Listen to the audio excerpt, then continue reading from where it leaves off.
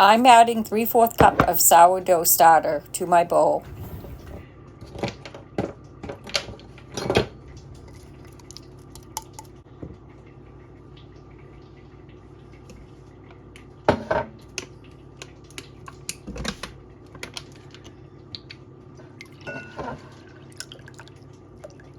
I'm adding here 1 1/3 cup of water. You don't want chlorine water, you want purified water or anything that has no contaminants in it.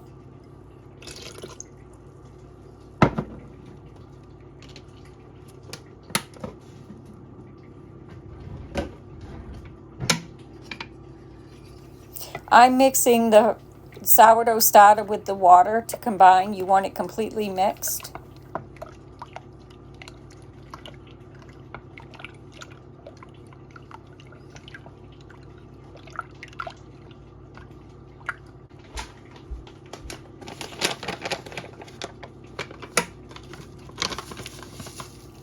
Here I'm adding 1 teaspoon of salt, and then I'm going to add another teaspoon of salt. So it's 2 teaspoons of salt.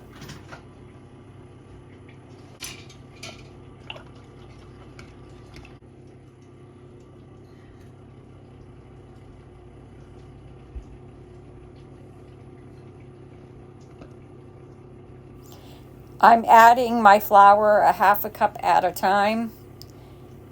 I'm going to keep going until I got about 3 1/2 cups of flour.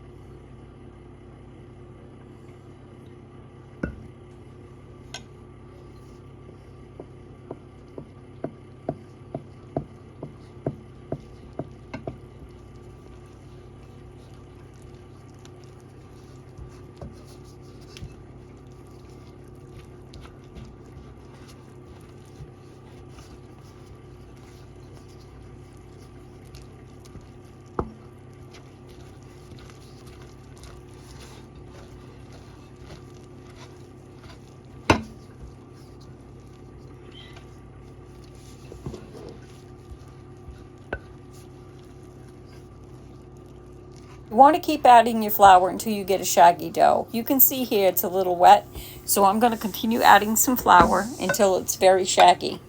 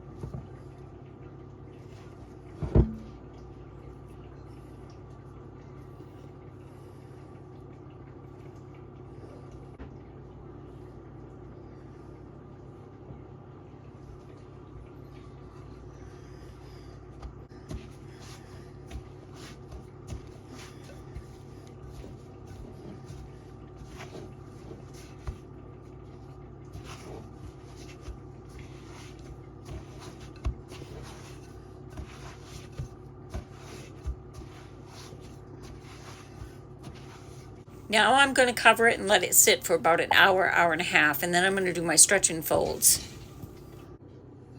Ready to do my first stretch and fold, you want to get yourself a little bit of water, wet your hands, and pull the dough up. You're going to stretch the dough.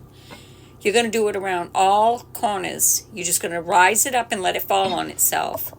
And you're going to turn it, and you're going to do some more. You're going to pull it all the way up. And you're going to do this about 4 times. I do every side, and then I let it sit for another half hour to 40 minutes, and then I come back and do some more stretch and folds. This is the second stretch and fold. And you're going to see that the dough is going to be more pliable each time that you do this. So I'm doing on each corner, then I'm going to let it sit, and I'm going to do this for a total of 4 times at 30 to 40 minutes each. This is my third stretch and fold. I'm coming back and I'm wetting my hands and I'm grabbing the dough and I'm stretching it as far as up as I can, and then I'm going to let it fall on itself, and I'm going to go around each corner and just stretch it, and then I'm going to come back for the 4th stretch and fold. Now on this time, because this is my last stretch and fold, I'm going to add my mix-ins. I have some raisins that's been soaked in vanilla. It is rum flavored vanilla, and I let them soak so they can incorporate that rum into the raisins and also rehydrate the raisins. I'm doing a raisin bread, and you can see here that I'm adding them and I'm doing my stretch and folds. So this will be my last stretch and fold. Make sure you have your parchment floured. Right here I'm adding vanilla sugar because I already have raisins that have been soaked with vanilla, and I thought the vanilla sugar would taste good with this.